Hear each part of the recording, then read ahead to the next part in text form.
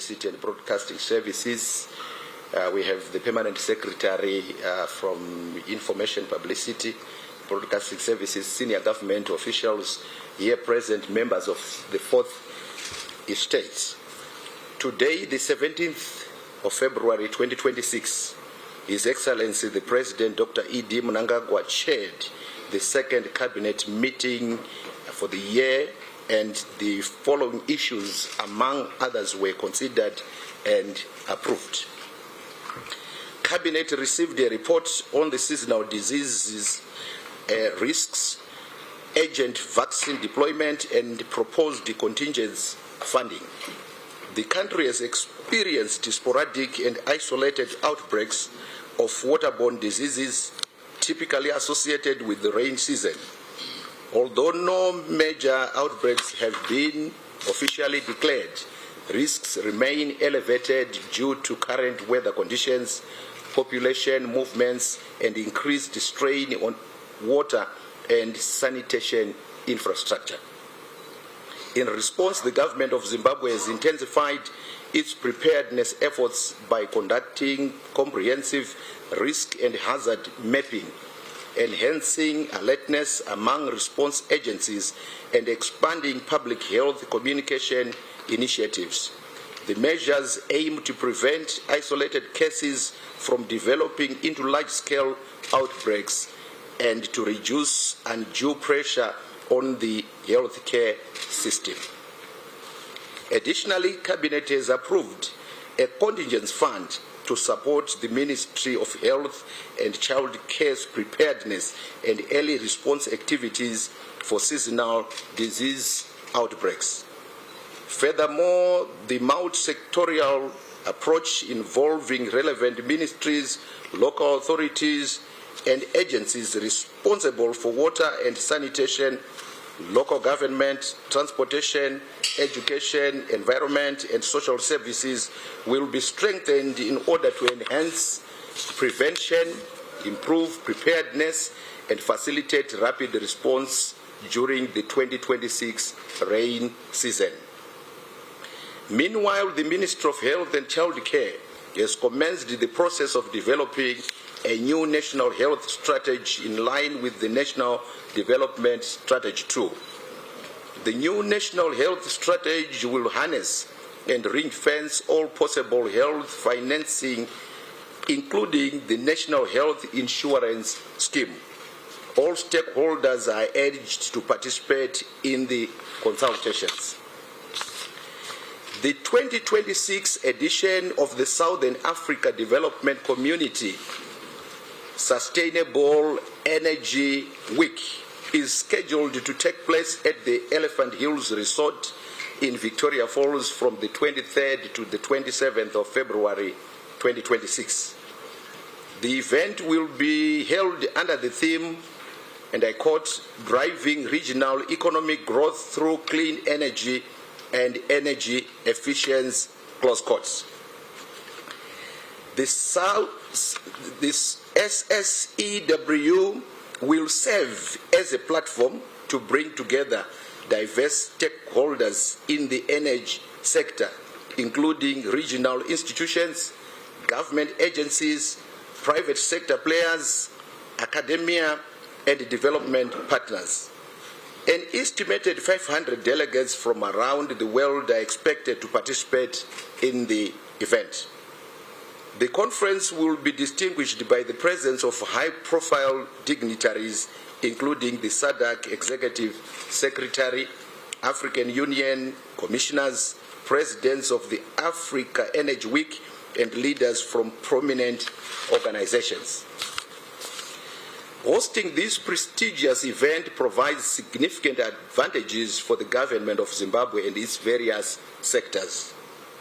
These benefits encompass stimulating economic growth through heightened tourism and hospitality activities, attracting new investments and business prospects, strengthening regional leadership and visibility, facilitating knowledge exchange and capacitating development, and fostering strategic diplomatic partnerships and re-engagement initiatives.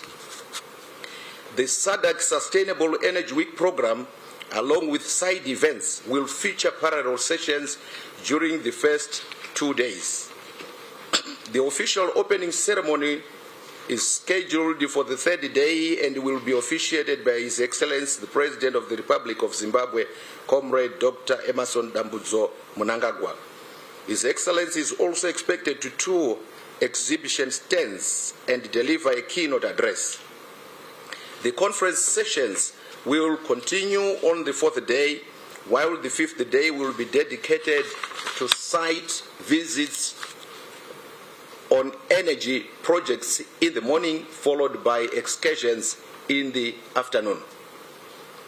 Cabinet also considered and approved the Memorandum of Understanding between the Republic of Zimbabwe and the Republic of Tajikistan on cooperation in the field of geological studies. The Memorandum of Understanding seeks to expand and deepen the scientific and industrial ties between the parties and creating a favorable environment for cooperation and development of scientific and technical cooperation in geological studies. The parties will cooperate through the following. Number one, exchange of ideas, information, experiences, technologies, exchange of scientists and specialists. Number two, conducting joint workshops, scientific conferences and meetings, preparations and capacity building of specialists. Number three, provision of joint research projects. The fourth area is conducting geological prospecting works and the use of modern technologies for development of geological maps. And the fifth area will be other mutually agreed forms of scientific and technological cooperation. His Excellency the President led the Zimbabwean delegation which attended the 13th World Governments Summit from the 3rd to the 5th of February 2026 in Dubai, United Arab Emirates. The summit was held under the theme, and I quote, "Shaping Future Governments," close quote. The objectives of the visit were to position Zimbabwe as a friendly, stable and ready partner for global cooperation and integration by promoting the doctrine of being a friend to all and an enemy to none, as well as emphasizing that Zimbabwe is open for business. Additionally, the visit aimed to establish Zimbabwe as a premier destination for investment and tourism and to showcase the country's readiness to provide global leadership in preparation for the United Nations Security Council non-permanent seat elections scheduled for June this year. Furthermore, the visit sought to strengthen and deepen cooperation at bilateral, regional, and international levels. The summit also increased the prospects of Zimbabwe securing the United Nations Security Council seats and resulted in the signing of an addendum extending the Memorandum of Understanding on the Government Experience Exchange Program. Cabinet received and approved the report on the 39th African Union Summit held from the 14th to the 15th of February 2026 in Addis Ababa, Ethiopia, as presented by the Minister of Foreign Affairs and International Trade. His Excellency the President Dr. E.D. Mnangagwa's attendance at both the 39th Ordinary Session of the Assembly of the African Union of Heads of States and Governments and the 35th Ordinary Session of the African Peer Review Mechanism Forum was instrumental in advancing the country's engagement and re-engagement strategic thrust. Zimbabwe successfully contributed best practices and secured the re-election of its own candidate, Mrs. Eni Musiwa, to the African Committee of Experts on the rights and welfare of the child, a key African Union organ. It is noteworthy that the APRM Forum commended Zimbabwe for the following best practices, among others. Number 1, Zimbabwe's transformative leadership. Number 2, performance contracting. Thirdly, heritage-based education 5.0 and the monetary policy. The achievement underscored Zimbabwe's capacity to build consensus within the region, thereby ensuring that Southern Africa continues to play an inclusive and influential role in shaping continental human rights governance. The goodwill generated from Zimbabwe's diplomatic exploits, namely the successful lobbying for a resolution condemning unilateral coercive measures and sanctions, will advance its bid to host the 9th African Union mid-year coordinating meeting in 2027.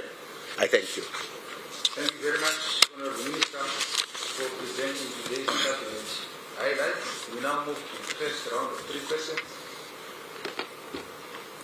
Then we'll ask the ministers to respond. Then we'll move to the second and last round again of 3 questions.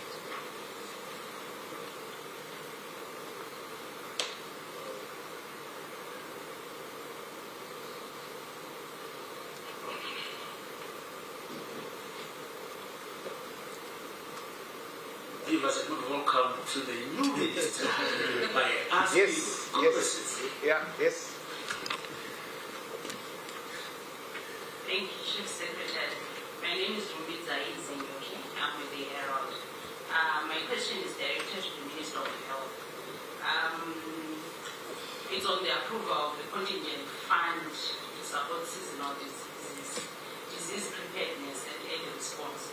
So could you just provide details on the size of the fund and how it will be allocated across provinces? And the second question is on the new national health strategy. How will the proposed national health insurance scheme strengthen epidemic preparedness and ensure sustainable financing for seasonal disease prevention and response efforts? Thank you. Thank you very much.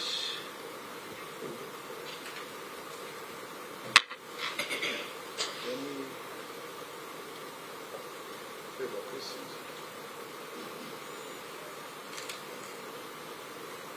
Over to you, Minister. Thank you, Chairman, and thank you, Rumbi, for those questions. Yes, the contingent plant fund that we have asked for is $4.5 million United States dollars. It will cover quite a number of things, from procurement of relevant commodities. Right now, our stocks are low in terms of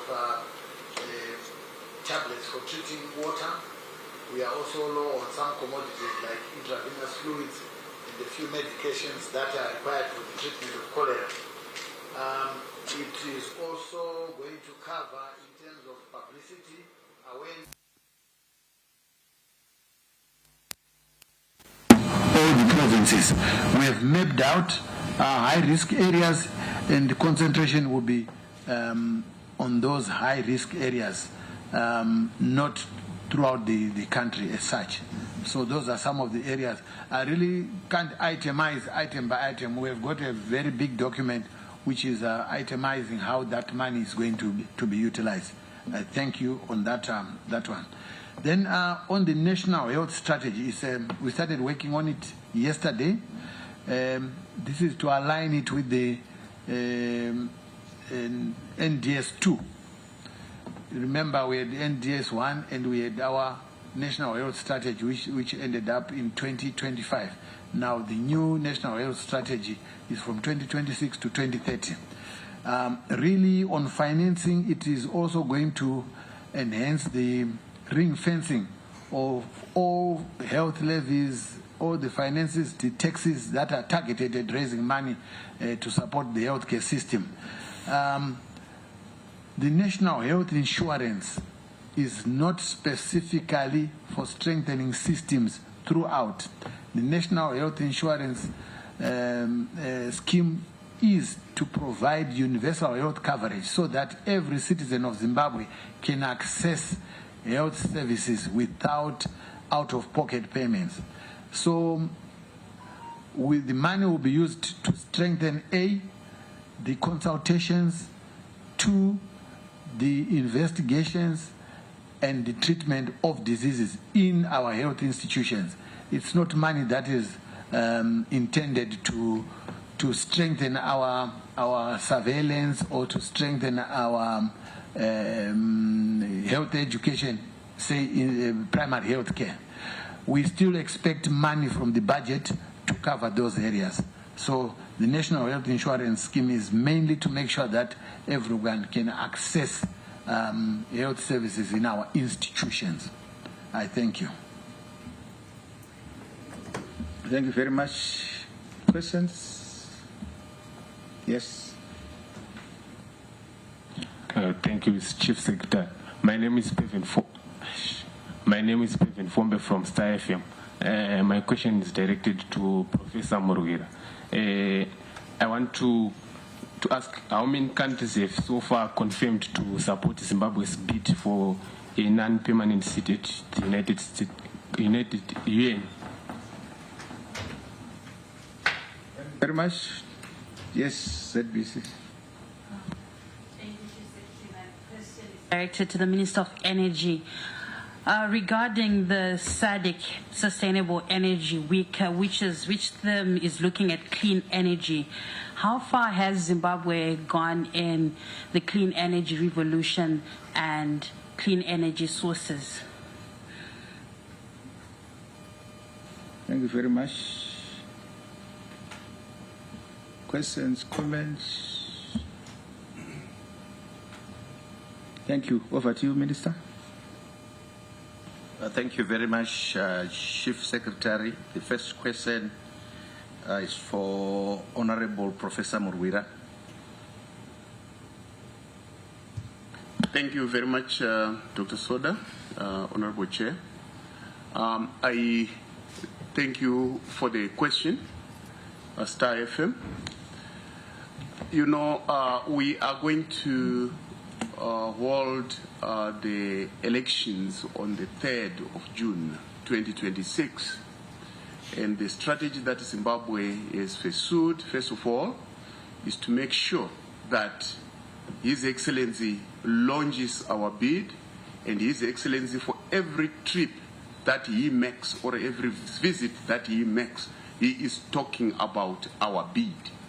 Wherever he sends his foreign minister, we are talking about the bid. So what is the mathematics? 1, SADC endorsed us, and then we were endorsed by the African Union, which means we have 54 votes in that regard. Our focus now is outside of Africa. That's why we were talking about our bid in Dubai. And what we talk about with other African countries is to influence their friends outside of Africa. So what we have so far mathematically is that we have had bilateral support agreements with over 80 countries outside of Africa. It means, by simple math, we are over 120 already, maybe 130 plus that we have in terms of the support. But we are still working, because our issue is we want as many countries to vote for Zimbabwe as possible. Why? Because Zimbabwe is a stable country that always wants to be a friend to all and an enemy to none, that wants to foster peace across the globe with its peace-building efforts in the region as well as worldwide. you could have heard a lot of or seen a lot of clips from His Excellency the President reaffirming this position of Zimbabwe. That's why we think that Zimbabwe stands a very good chance on the 3rd of June 2026 of landing this non-permanent seat at the United Nations Security Council. His Excellency the President's foreign policy is very clear. First of all, our first pillar is to make sure that we cultivate a peaceful global environment for Zimbabwe's prosperity. Under this peaceful environment for Zimbabwe's global prosperity, we will be looking at the issues of trade, issues of tourism, issues of scientific exchange, issues of protecting our citizens from all across the world. All these are peaceful objectives. And we believe that's why over 80 countries outside of Africa and why all of Africa is supporting Zimbabwe's bid. So the math tells me that at the moment we are above 130. We are still going up. I thank you. Thank you, Honorable Minister Murwira. The second question is directed to Honorable J.G. Moyo. Thank you, and I join all of you in welcoming our new chairman, Dr. Soda. And I want to thank the questioner on the issue of clean energy. And we are using this sustainable energy, SADC Sustainable Energy Week, to promote clean energy. And that's why we have called on many Zimbabweans to participate and to exhibit. And so far we are very happy that ministers from all the SADC countries, 10 of them or 11 have confirmed that they are coming. The rest are being represented at permanent secretary level. All of them have one wish, to have sustainable, renewable energies in our region. But for Zimbabwe, our LPG is expanding. Clean cooking is a major drive that we are doing as part of our energy compact. And most of you in the urban areas are now using gas for cooking rather than using electricity. And we encourage this to be expanded to rural areas, and through our petrol trade organization, they are reaching out to the rural areas.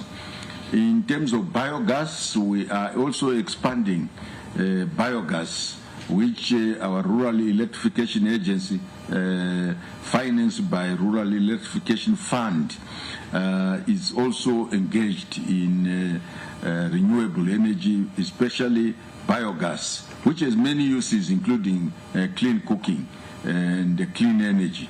So, and we're encouraging most farmers now to say anybody who has cattle, small scale or large scale, you can actually have biogas, and it will become a supplement to your electricity.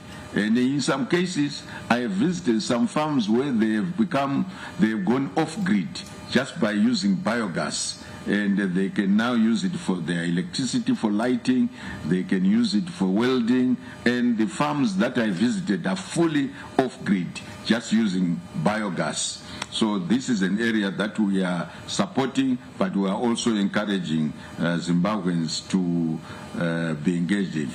We have a desire to electrify every primary and secondary school by this year, and I've been given the numbers that we have targeted right now. As I said, as of last year, of the secondary schools, we were at 82% rural schools being electrified. And in the urban areas, they are all electrified. And we hope to reach 100%. Of the primary schools, we are still a little bit far at 71, 72%. And we expect also that this will be fully electrified. Of the clinics, we are at 94%, and we expect to finalize this year. Now, once I have said that, the use of clean energy by all those schools, 11,000 of them, of clinics and schools, that means they are moving away from using our firewood for cooking. Think of all the teachers in the rural areas, all the nurses in the rural areas. We take them out of looking for firewood, and they are now using clean energy. That will be a huge addition to their well-being, which will be the same as those in the urban areas. So we are encouraging not just the government to do it, we are encouraging Zimbabweans to do it, because this is the way to go. And we want to, by 2030, as we reach our vision 2030, as pronounced by the President, to have moved significantly to make sure that Zimbabwe becomes wholly clean energy supported. I thank you. Thank you very much, the honorable ministers, for responding to the questions from members of the press. We've come to the end of today's post-cabinet press briefing. We meet next week.